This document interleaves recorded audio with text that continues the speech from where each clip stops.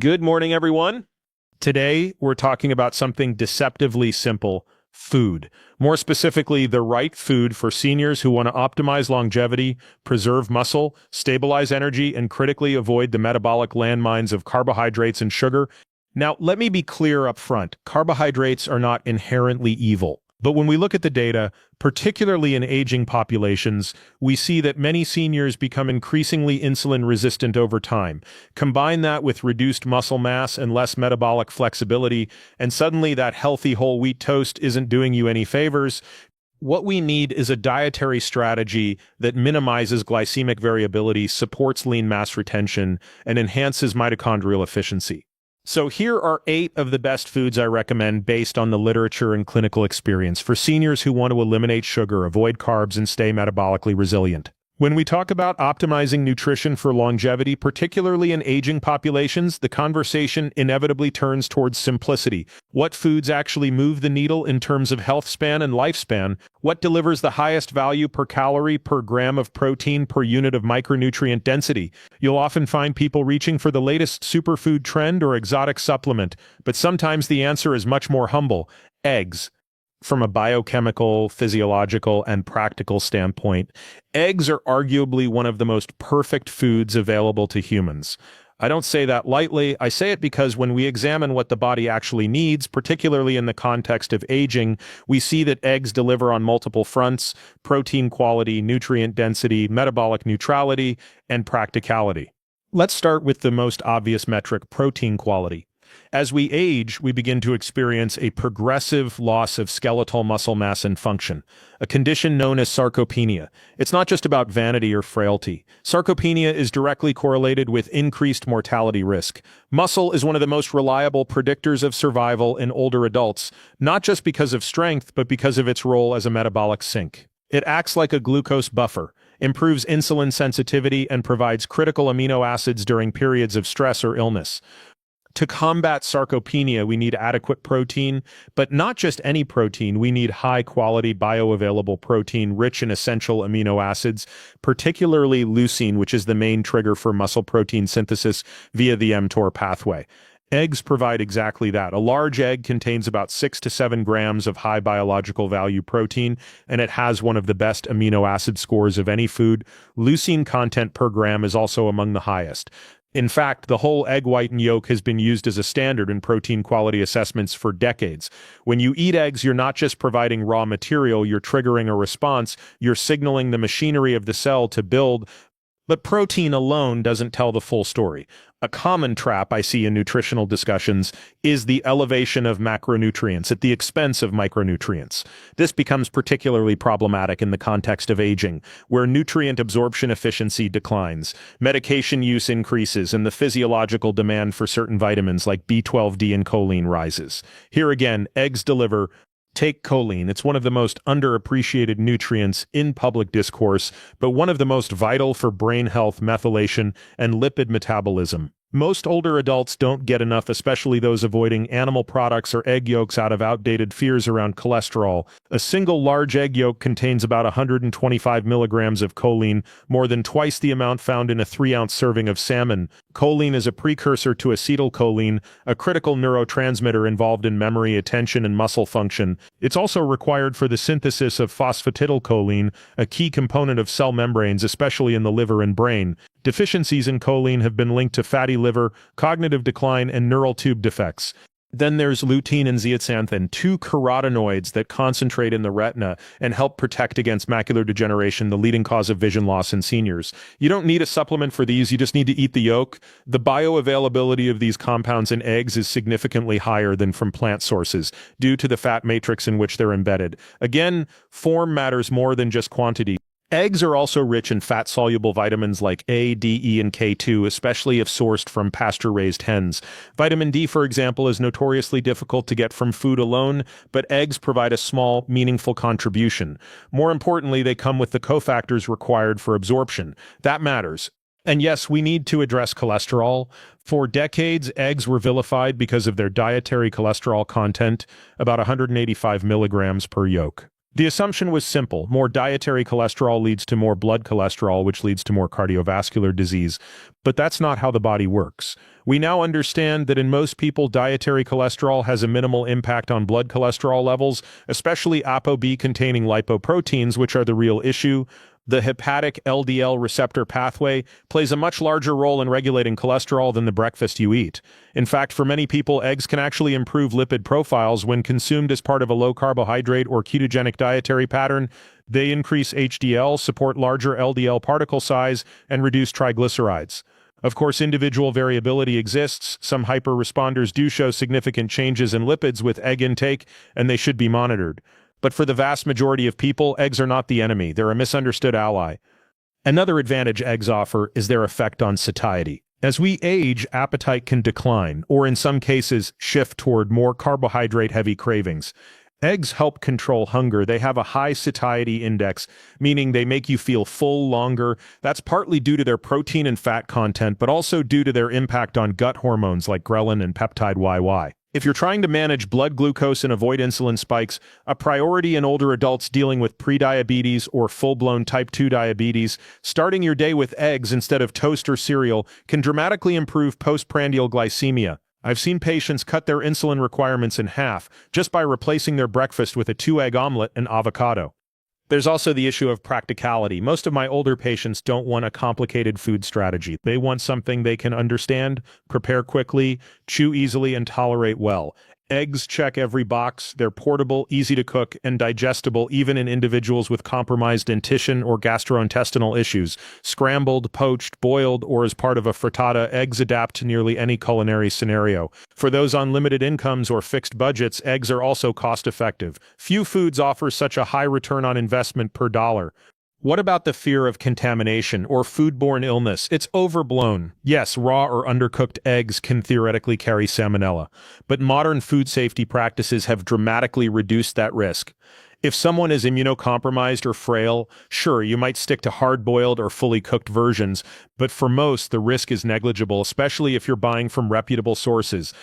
Let's also talk about context. In nutritional science, context is everything. If you're consuming eggs within the framework of a standard American diet, loaded with refined carbs, industrial seed oils, and ultra-processed junk, you're not going to see the benefits I'm talking about. But in the context of a nutrient-dense, carbohydrate-controlled whole food diet, eggs are a foundational pillar. They work synergistically with other longevity-promoting behaviors, resistance training, sleep optimization, and fasting protocols. When you combine those elements, you shift the trajectory of aging in a profound way.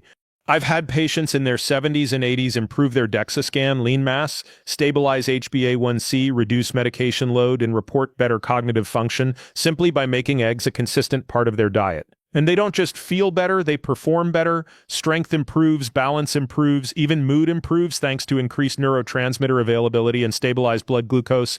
There's one more element worth mentioning, the psychological relationship to food. Aging often comes with a narrowing of choices, dietary restrictions, medications, changes in taste or smell. Eggs offer a sense of continuity. They're familiar, comforting. There's a deep behavioral value in eating foods that feel safe and enjoyable. And from a compliance standpoint, that matters just as much as the biochemistry. So where does this leave us? It leaves us with a humble food that deserves a starring role in the conversation about longevity nutrition. Not because it's trendy, not because it fits some ideological framework, but because it works.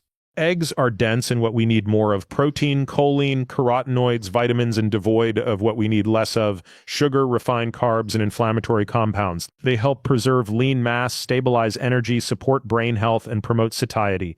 They do this efficiently, inexpensively, and with remarkable reliability. It's easy to overcomplicate nutrition, especially in the context of aging. But sometimes the answer isn't another supplement or obscure superfood. Sometimes it's just eating 2 or 3 eggs and getting on with your day. That's not just nutrition, that's strategy, and for anyone serious about extending health span, it's one worth adopting. When we're talking about low-carb, zero-sugar foods that actually move the needle on metabolic health and longevity, particularly for aging populations, few are as overlooked and underappreciated as sardines. And that's unfortunate because from a nutritional density standpoint, sardines hit almost every target that matters. They're high in bioavailable protein, they're rich in long-chain omega-3 fatty acids, and they're packed with micronutrients that support cardiovascular health, bone density, immune function, and even cognitive preservation. The discussion has to start with the omega-3 content, specifically EPA and DHA. These are not the plant-based precursors like alpha-linolenic acid, ALA, which require enzymatic conversion that becomes progressively inefficient with age. We're talking about direct, ready-to-use EPA and DHA, which modulate everything from systemic inflammation to cell membrane fluidity and gene expression. Most people, even those who eat fish occasionally, don't get anywhere near optimal levels of these fats. And yet EPA and DHA are critical for reducing triglycerides, improving endothelial function, and lowering the risk of sudden cardiac death. They also exert powerful antiarrhythmic effects and help stabilize heart rate variability, which we now understand is a significant biomarker of autonomic nervous system health and resilience. Now, when we're looking at older adults, those over 60 especially, these benefits become even more clinically relevant. Inflammation increases with age. We call it inflammaging.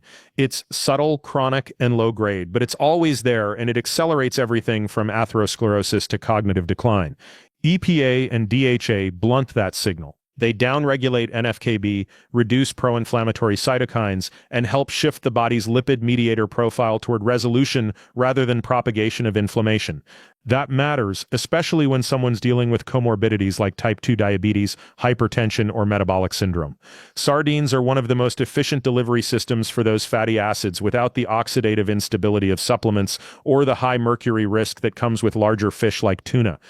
There's also the matter of protein. Each small can of sardines, say around 3.5 ounces, contains roughly 20 to 25 grams of high-quality complete protein. And just like eggs, sardines deliver a solid dose of leucine, the amino acid trigger for muscle protein synthesis. We know that aging blunts the muscle-building response to protein, a phenomenon called anabolic resistance. So older adults don't just need more protein, they need it more often, and they need it from sources that actually move the mTOR needle. Sardines do exactly that. They're easy to chew, easy to digest, and because they're so nutrient-dense, they don't require large volumes of food to deliver the effect.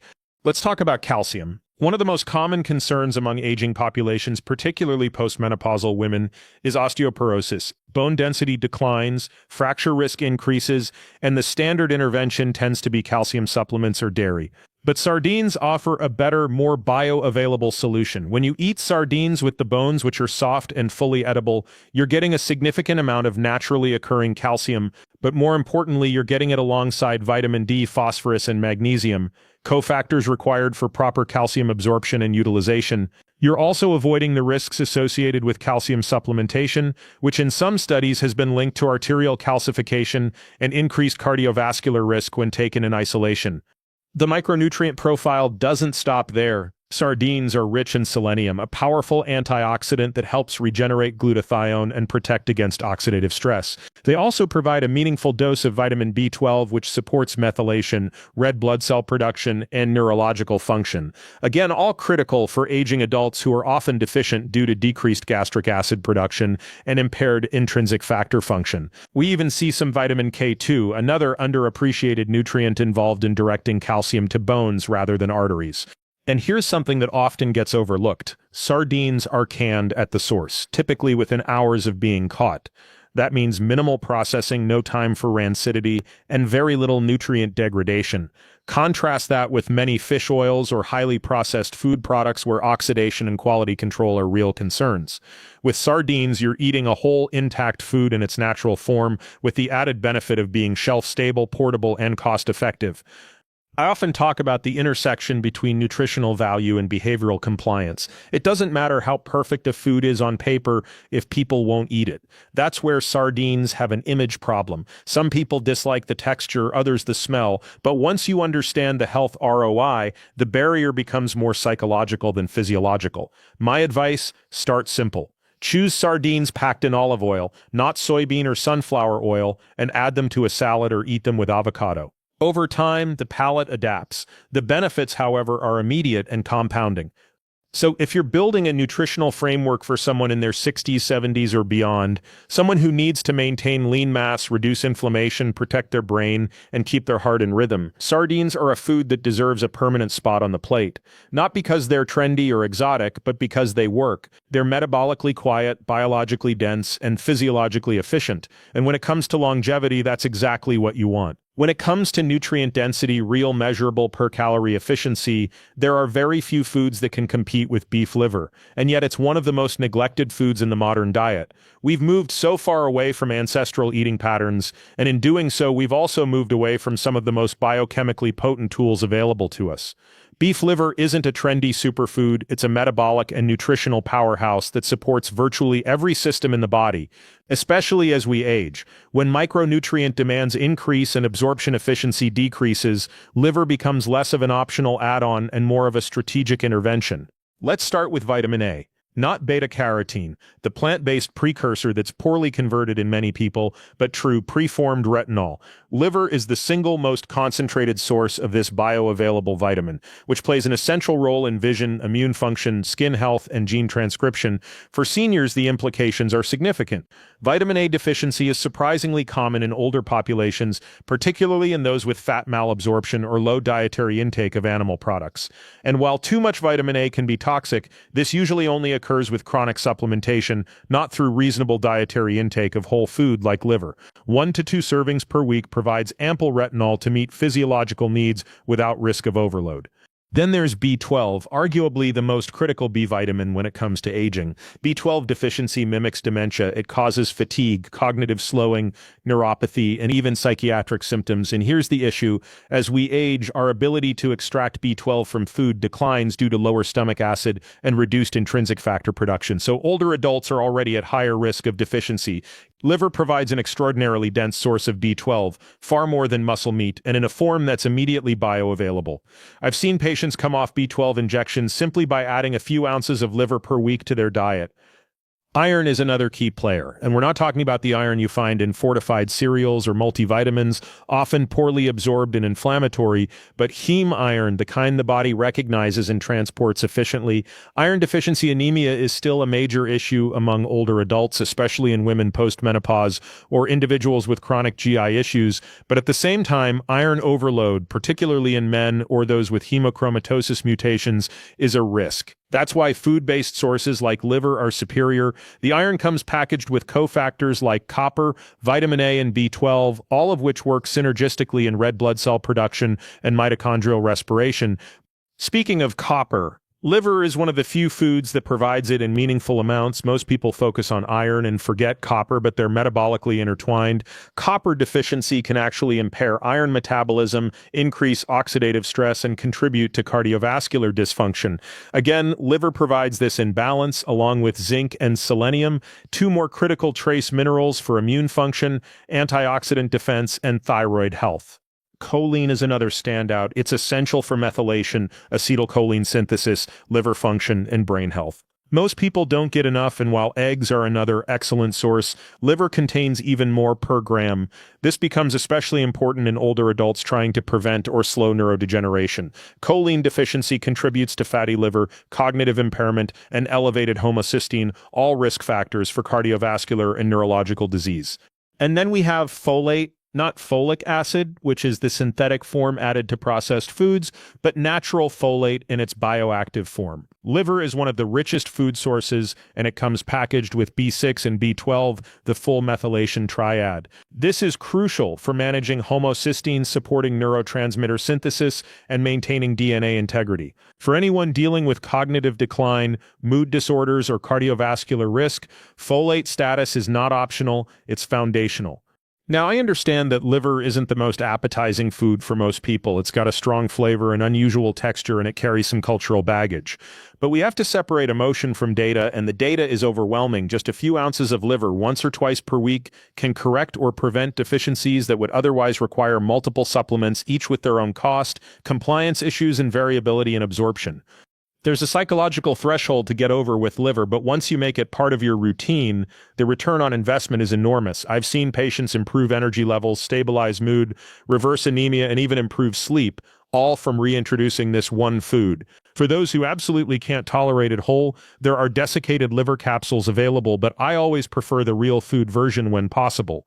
If sustainability or sourcing is a concern, grass-fed beef liver is widely available and usually very affordable, far more so than most protein supplements or so-called superfoods. Liver doesn't replace everything, but it fills a wide range of micronutrient gaps with incredible efficiency. For older adults, navigating fatigue, cognitive change, reduced resilience, and slower recovery. This is one of the most strategic additions you can make to a no-sugar, no-carb, nutrient-dense nutritional framework. It's not glamorous, but it's powerful, and in a world that's forgotten what real food can do, liver quietly continues to outperform. When you start filtering foods through the lens of metabolic health, satiety, micronutrient density, and hormonal stability, especially in older adults, you realize quickly that most of the modern food environment fails us. The average meal spikes glucose, triggers excessive insulin, fails to provide essential nutrients, and leaves you hungry again 2 hours later. But then you find foods like avocados that do the opposite. They don't spike blood sugar. They don't flood your system with glucose or seed oils. Instead, they offer a dense matrix of monounsaturated fat, fiber, and micronutrients, working in quiet but powerful ways to support the very systems that decline with age: insulin sensitivity, cardiovascular integrity, brain function, and digestive regularity. Let's start with the macronutrient composition. One medium avocado contains roughly 20 grams of fat, most of which is oleic acid, a monounsaturated fatty acid also found in olive oil. Oleic acid plays a key role in membrane fluidity and has been shown to reduce inflammatory markers like C-reactive protein. It's been studied extensively for its effects on lipoproteins, particularly for its ability to improve HDL functionality and reduce small, dense LDL particles, which are more atherogenic. For someone in their 60s or 70s looking to optimize cardiovascular health without the downside of glucose excursions or triglyceride surges, this is exactly the type of fat we want in the diet. The fat in avocados also plays an important role in nutrient absorption. Many vitamins A, D, E, and K are fat-soluble, meaning they require dietary fat for optimal uptake. Adding avocado to a salad isn't just about flavor, it significantly increases the bioavailability of carotenoids like lutein and beta-carotene. In fact, studies show up to a 15-fold increase in absorption when avocado is present compared to when it isn't. That matters, especially for aging adults trying to maintain visual acuity, neurological resilience, and immune function.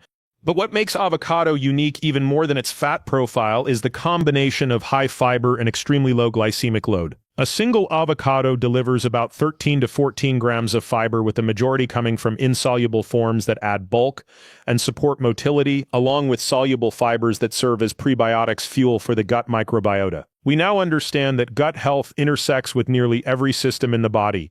Short-chain fatty acids like butyrate, produced when gut bacteria ferment soluble fiber, play roles in inflammation control, gut barrier integrity, and even brain function via the gut-brain axis, and yet the average older adult consumes far less than the recommended fiber intake, which contributes to everything from constipation and dysbiosis to glucose intolerance and elevated LDL. Avocados fill that gap without the trade-off. Most high-fiber foods are also high in carbohydrates: beans, oats, whole grains. While those might work for younger insulin-sensitive individuals, they're often problematic for older adults with impaired glucose tolerance or outright insulin resistance. Avocados deliver the fiber without the glycemic penalty. Their impact on postprandial glucose is effectively neutral, and in many cases, adding avocado to a carbohydrate-containing meal blunts the glucose response of the entire meal due to delayed gastric emptying and modulation of gut hormones like GIP and GLP-1. And then there's potassium, a mineral most people associate with bananas, but which is found in far greater concentration in avocados. One avocado provides around 700 to 900 milligrams of potassium, which is crucial for blood pressure regulation, nerve conduction, and muscle contraction. High potassium intake, especially relative to sodium, is consistently associated with lower cardiovascular risk. This becomes even more important in aging populations where arterial stiffness increases and the risk of hypertension escalates. Avocados provide that potassium in a food matrix that supports rather than undermines metabolic control. Magnesium is another critical micronutrient delivered in meaningful amounts by avocados. It's a cofactor in more than 300 enzymatic reactions, including those involved in glucose regulation, mitochondrial function, and protein synthesis. Magnesium deficiency is rampant in the general population, especially among older adults, due to both lower dietary intake and increased renal excretion with age. The downstream effects are serious: insulin resistance, arrhythmias, muscle cramps, even sleep disruption. Adding a food like avocado helps restore balance naturally without needing another pill. One more thing to consider is compliance. Dietary interventions only work when they're sustainable. Older adults often face barriers to consistency, reduced appetite, dentition issues, medication-induced nausea, or even food fatigue. Avocados are soft, palatable, and versatile. They can be eaten alone, mashed, spread, added to salads or smoothies, or paired with protein like eggs or salmon to create a complete metabolically sound meal. They're also satiating thanks to the fat and fiber combination, which helps prevent grazing and supports caloric control without the sense of deprivation. What avocados don't contain is just as important: no added sugar, no starch, no seed oils, and no anti-nutrients in significant concentrations. That clean profile makes them particularly useful in nutritional strategies aimed at reversing insulin resistance, supporting cardiovascular health, or simply optimizing aging physiology. In a food landscape where most items either harm metabolic health or do nothing to support it, avocados stand out. They're nutrient-dense. Without being energy-dense, they're low glycemic without being restrictive, and they provide foundational support for systems that need the most help as we age. In a well-designed, carb-restricted, nutrient-focused diet for longevity, they're not optional, they're strategic. When we talk about nutritional interventions that measurably impact longevity, not just lifespan but health span, wild-caught salmon belongs high on that list. It's not hyperbole to call it longevity in a fillet. It checks almost every box we care about: dense in long-chain omega-3 fatty acids, high in bioavailable protein, rich in micronutrients, low in toxins, and uniquely effective in countering several mechanisms of aging, from inflammation and mitochondrial decline to cognitive deterioration and cardiovascular dysfunction. And for older adults, specifically those trying to preserve muscle mass, cognition, and metabolic flexibility without driving glycemic load, wild-caught salmon may be one of the most efficient tools we have. Start with the omega-3 profile. Wild-caught salmon is one of the richest dietary sources of EPA, eicosapentaenoic acid, and DHA, docosahexaenoic acid, two long-chain fatty acids that play central roles in reducing inflammation, modulating cell signaling, and maintaining the structural integrity of neuronal and mitochondrial membranes. EPA is a potent anti-inflammatory compound. It acts as a precursor to resolvins and protectins, lipid mediators that actively resolve inflammation rather than just suppressing it. DHA, on the other hand, is critical for neuronal function, impacting everything from synaptic plasticity to the prevention of neurodegenerative processes like beta-amyloid aggregation. For an aging adult, this is not a nice-to-have. This is essential for protecting the brain and cardiovascular system against the two biggest threats to quality of life. There's also a profound cardiovascular benefit to regular intake of fatty fish like wild salmon. Numerous studies, including large-scale prospective cohort studies and randomized trials, have demonstrated that higher EPA and DHA intake is associated with reduced triglyceride levels, improved endothelial function, lower resting heart rate, and decreased risk of sudden cardiac death. Importantly, these effects appear even more pronounced in older adults and those with metabolic syndrome, likely because they're starting with higher levels of baseline inflammation and worse lipid profiles. Unlike statins, which operate through a very specific and sometimes problematic mechanism, omega-3s exert systemic effects without compromising muscle function, glucose metabolism, or mitochondrial output. Now let's talk protein. One 6-ounce fillet of wild-caught salmon provides roughly 35 to 40 grams of complete, highly bioavailable protein, enough to meet or exceed the anabolic threshold for stimulating muscle protein synthesis in most older adults, especially when paired with resistance training. As we age, we become less responsive to protein, a phenomenon known as anabolic resistance. That means we don't just need adequate protein, we need strategically timed high-quality protein sources that provide sufficient leucine and other essential amino acids to overcome that resistance and maintain lean mass. Wild salmon delivers on that without the insulinogenic spike that comes from carbohydrate-based meals or the inflammatory baggage of processed meats. But the story doesn't end at protein and fat. Wild salmon is an underappreciated source of critical micronutrients, particularly selenium, B12, vitamin D, and astaxanthin. Selenium is essential for glutathione peroxidase function, supporting antioxidant defenses and thyroid regulation. B12 is foundational for methylation, neurological health, and red blood cell formation, especially crucial in seniors where intrinsic factor production often drops. Vitamin D, as we know, is not just a vitamin but a hormone with widespread effects on immune regulation, bone health, and even mood. And then there's astaxanthin, a carotenoid found in wild salmon but not farmed, that has potent antioxidant and anti-inflammatory properties, protecting lipids from oxidation and supporting mitochondrial function in high-energy demand tissues like the brain, heart, and muscles. Another key point, wild-caught salmon is a low-toxin food, unlike farm salmon, which often contains residues of antibiotics, PCBs, and is artificially colored. Wild salmon is cleaner, naturally pigmented by astaxanthin, and raised in the environment it evolved in. That matters. If you're eating a food for longevity, you want the full spectrum of benefits without the chronic exposure to compounds that degrade mitochondrial function or impair detoxification pathways. And compliance, always a necessary filter in any nutrition plan, is surprisingly high with salmon. It's palatable, versatile, and easy to prepare. It's not a chore to eat. Most people enjoy it grilled, baked, or even raw as sashimi. That makes it more than theoretically optimal. It makes it practically sustainable. You don't need to convince someone to eat it for years on end. You just need to create the habit and build it into a rotation. A couple of servings per week is enough to tilt omega-3 status in the right direction, support protein intake, and fill in key micronutrient gaps. So when I think about what food I would include in the diet of a 70-year-old trying to maintain functional capacity into their 80s and 90s, wild-caught salmon consistently makes the list.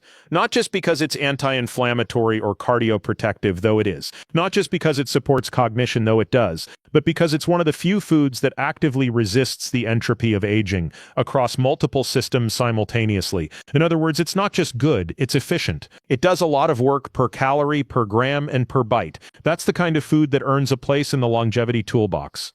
If we're serious about reducing the burden of chronic disease, specifically cardiovascular disease, neurodegeneration, and systemic inflammation, then we need to pay close attention to the fats we're consuming. Not all fats are created equal, and not all oils are beneficial despite what marketing might imply. In fact, the overwhelming presence of ultra-processed seed oils, high in linoleic acid and prone to oxidation, has done immense harm over the past century. Against this backdrop, extra virgin olive oil stands out not just as a lesser evil, but as a uniquely beneficial compound. It's not a neutral ingredient, it's actively therapeutic, particularly for the aging vascular system.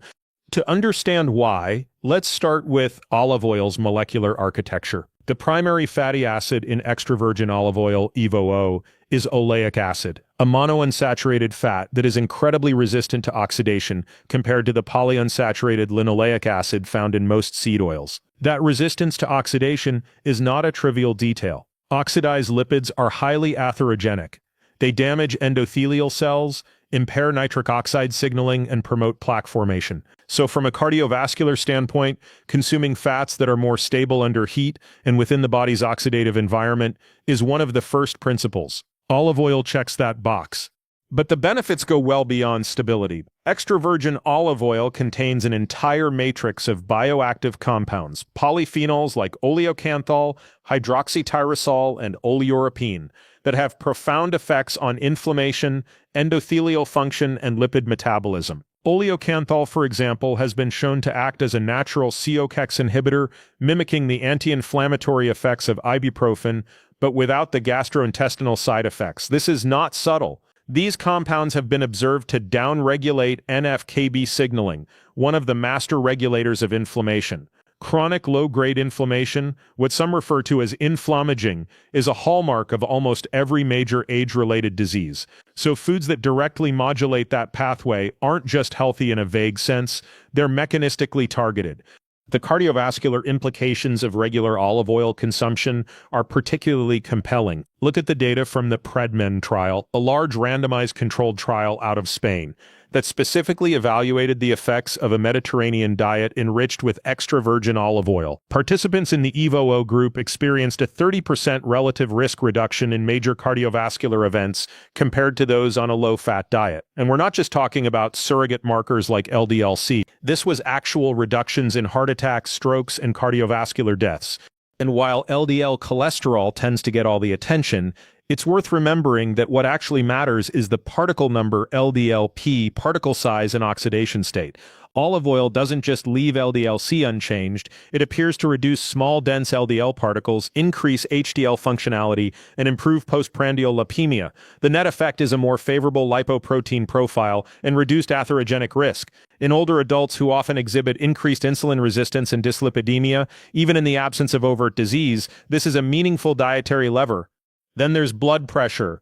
EVO contains compounds that enhance endothelial nitric oxide production and improve arterial compliance. Clinical studies have shown that regular consumption of high polyphenol olive oil can reduce systolic and diastolic blood pressure in hypertensive individuals, an effect comparable to low-dose pharmaceutical interventions, but achieved through dietary means. For someone in their 60s or 70s, managing blood pressure without relying solely on medication is not just about numbers, it's about side effects, quality of life, and maintaining autonomy.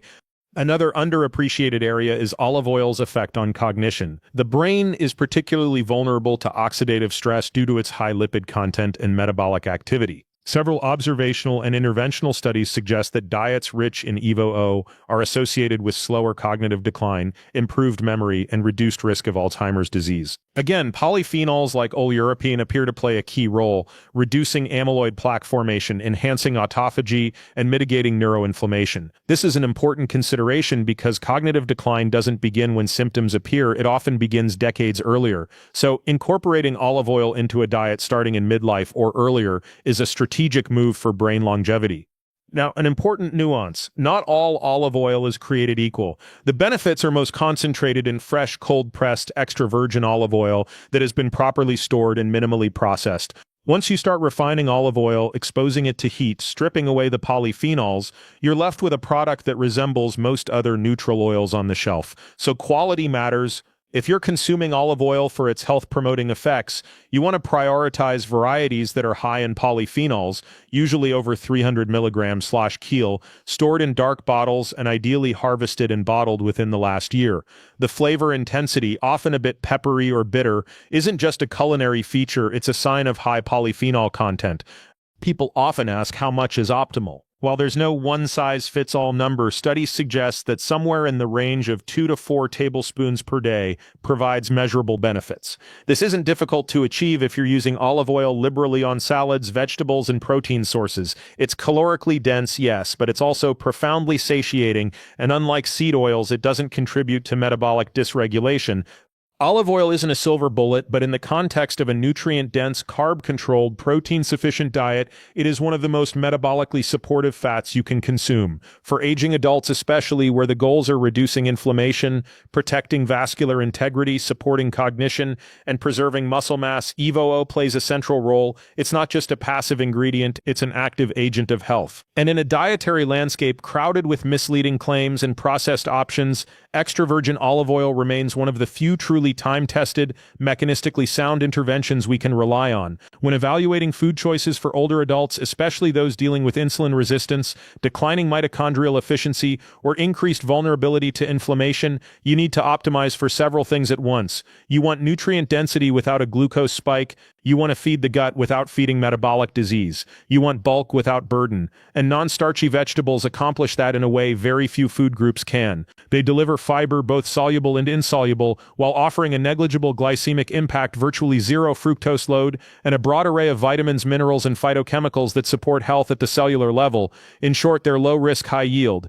But let's be precise. When I say non-starchy vegetables, I'm referring to plants like leafy greens, spinach, arugula, kale, cruciferous vegetables, broccoli, cauliflower, Brussels sprouts, and things like zucchini, asparagus, celery, cucumbers, and peppers. These foods typically contain fewer than 5 grams of net carbohydrates per 100 grams, making them metabolically safe even for individuals with compromised glucose handling. One of the primary reasons to emphasize these vegetables is fiber, not fiber as a vague feel-good concept, but fiber as a biologically active substrate. Insoluble fiber adds mechanical bulk, improving intestinal transit and reducing the risk of constipation, a very real and often under-discussed issue in older adults. More importantly, soluble fiber functions as a prebiotic. It feeds the microbiota in the colon, which in turn produce short-chain fatty acids, SCFAs like butyrate, propionate, and acetate. These SCFAs are not inert waste products. They act as signaling molecules.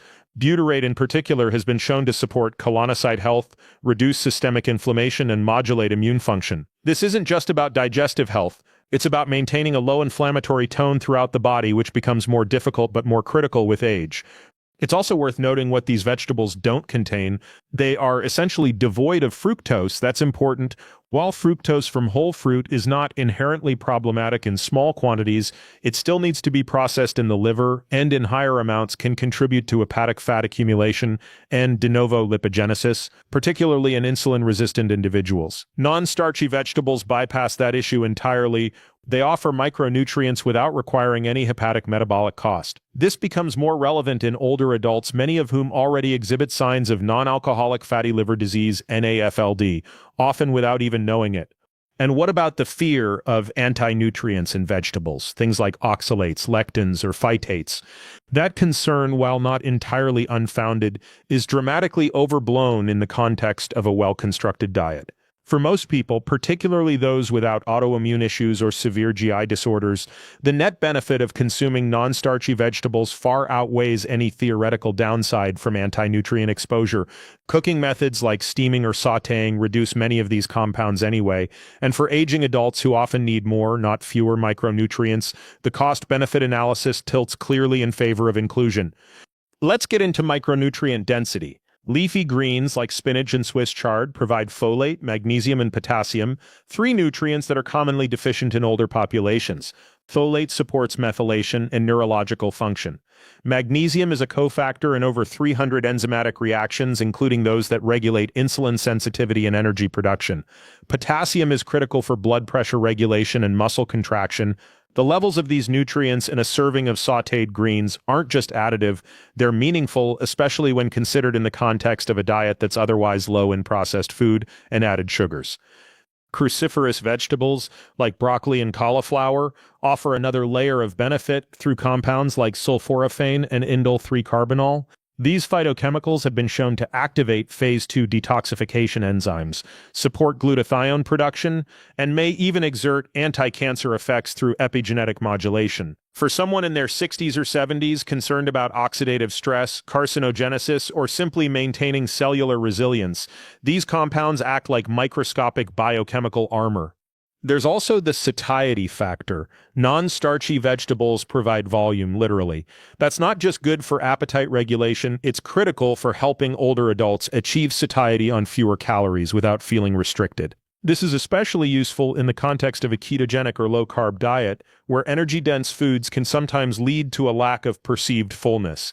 Adding a large salad or a side of sautéed vegetables helps solve that problem without introducing any metabolic downside. Now, some people argue that vegetables are optional, especially in the carnivore or zero-carb communities. I think that's the wrong lens, particularly for older adults. The goal isn't to simply avoid harm, it's to actively build resilience. While it's true that animal products provide many essential nutrients with high bioavailability, non-starchy vegetables contribute a different set of assets: fiber for gut health, polyphenols for inflammation control, and micronutrients that are often missing in aging physiology. They're not redundant, they're complementary. So how much is enough? I don't think there's a single number, but generally a few cups per day spread across different types and colors is a good target. Aim for variety, some cruciferous, some leafy, some colorful like peppers or radishes. Rotate your selections to avoid overexposure to any one compound and to diversify your nutrient intake. Preparation matters too. Steaming, roasting, sautéing, and extra virgin olive oil, all are good options. Raw is fine if well tolerated, but cooking can enhance digestibility and reduce anti-nutrient load. And pairing vegetables with healthy fats like olive oil or avocado not only improves flavor, but also enhances absorption of fat-soluble vitamins and carotenoids. It's not about eating vegetables for the sake of eating vegetables, it's about using them strategically in combinations and contexts that maximize their utility. Non-starchy vegetables don't do one thing. They do many things quietly in the background. They don't spike glucose, they don't feed disease, they don't crowd out more important macronutrients. They support gut integrity, provide micronutrients, lower inflammatory tone, and enhance satiety. In a dietary pattern built for longevity where the goal is to slow the entropy of aging across every system, they're one of the most efficient tools we have. Not because they're trendy, but because they're mechanistically sound. When we think about dietary priorities for aging adults, especially those focused on preserving lean mass, optimizing mitochondrial function, and maintaining metabolic flexibility, high-quality protein sits at the top of the list. The older you get, the harder it becomes to maintain muscle tissue due to something called anabolic resistance, a blunted response of muscle protein synthesis (MPS) to dietary protein. In practical terms, this means that older adults need more protein per meal than younger people to achieve the same anabolic response. So the conversation about protein sources becomes crucial, not just how much, but what kind. Enter pasture-raised eggs, often underrated because of outdated cholesterol fear-mongering. Eggs, specifically those from pasture-raised hens, are a nearly perfect protein source for aging individuals. They contain all 9 essential amino acids in ideal proportions for human needs, and they come packaged with a host of other nutrients that are rarely found together in such bioavailable form. One large egg has about 6 to 7 grams of protein, but it's not just the quantity that matters, it's the quality. Egg protein is considered a gold standard for biological value (BV), meaning it's exceptionally well utilized by the body. Leucine, the amino acid most responsible for triggering muscle protein synthesis via the mTOR pathway, is particularly abundant. And remember, older individuals need around 2.5 to 3 grams of leucine per meal to overcome anabolic resistance. That's roughly what you'd get from consuming 4 to 5 whole eggs, a realistic, satiating, and highly efficient meal. But eggs are more than just a protein delivery system. The yolks, often demonized in the low-fat era, are dense with micronutrients critical for aging physiology. You get choline, which supports acetylcholine synthesis and hepatic function. This is particularly relevant because choline deficiency is common in older adults and contributes to fatty liver and cognitive decline. You also get vitamin D, lutein, and zeaxanthin, nutrients with neuroprotective and ophthalmologic benefits. The latter two are especially concentrated in pasture-raised eggs because the hens forage for a natural diet rich in carotenoids. These compounds accumulate in the retina and protect against age-related macular degeneration, one of the leading causes of vision loss in older populations. Another key point is cholesterol. Specifically, the cholesterol in eggs is not the villain it's been made out to be. Dietary cholesterol has a minimal effect on serum cholesterol in most people, and for many older adults, higher dietary cholesterol correlates with better hormone production, membrane integrity, and cognitive function. In fact, in the context of low inflammation and low glycemic load, cholesterol metabolism becomes far less problematic. We have to stop thinking in reductionist terms. One nutrient equals one outcome. The context always matters. Now let's be clear, not all eggs are created equal. The difference between conventional, battery-caged eggs and pasture-raised eggs is substantial, not just ethically but nutritionally. Pasture-raised eggs have higher levels of omega-3 fatty acids, more vitamin E, and significantly greater antioxidant content. The fatty acid profile alone, specifically a higher ratio of anti-inflammatory omega-3s to omega-6s, justifies the upgrade. But what about those times when whole food isn't practical? Maybe you're intermittent fasting and want to hit a protein target without a full meal. Or maybe you're post-exercise and need a fast-digesting source to stimulate muscle repair. That's where whey protein isolate comes in, not as a replacement for whole food, but as a strategic tool. Whey isolate is arguably the most efficient protein source for triggering muscle protein synthesis, particularly in older adults. It has an exceptionally high leucine content, around 2.5 grams serving, and is rapidly absorbed. That speed of digestion matters post-training when the body is primed to rebuild tissue. Unlike casein or whole milk protein, whey isolate clears the gut and hits the bloodstream quickly, spiking amino acid concentrations and maximizing the MPS response. It's also remarkably low in carbs and fat, ideal for those trying to avoid glycemic excursions. A high-quality isolate will have less than 1 gram of lactose per serving, making it digestible even for those with lactose sensitivity. Importantly, we're not talking about whey concentrate or blends with added sugars or fillers. You want a third-party tested, cold-processed isolate with minimal ingredients, just the protein, ideally nothing else. Whey isolate is also insulinogenic, but in a useful way. It triggers insulin, yes, but insulin is not the enemy. It's a nutrient signaling hormone. When paired with resistance training and consumed in a low glucose environment, a transient spike in insulin can be highly anabolic and facilitate nutrient partitioning into muscle rather than adipose tissue. This is part of the metabolic advantage of protein. It supports lean mass retention without contributing to insulin resistance or fat gain, particularly when carb intake is kept in check. So where does this leave us? For older adults aiming to maintain strength, preserve independence, and delay the onset of frailty, consistent high-quality protein intake, ideally in 3 well-distributed meals per day, is non-negotiable. Pasture-raised eggs offer a highly bioavailable, nutrient-dense, low-carb package of protein with built-in neuroprotective and anti-inflammatory benefits. They should be a staple. But in those moments when whole food isn't ideal or when precise protein dosing is required, whey isolate serves as a highly effective adjunct. This isn't about eating like a bodybuilder, it's about training and feeding the aging body like a performance machine, because it is. Protein is the cornerstone of that strategy, and both pasture-raised eggs and whey isolate are tools that deliver disproportionately large returns for their caloric cost. They help you fight sarcopenia, stabilize glucose, support cognition, and stay metabolically agile. In other words, they help you stay in the game longer, stronger, and sharper.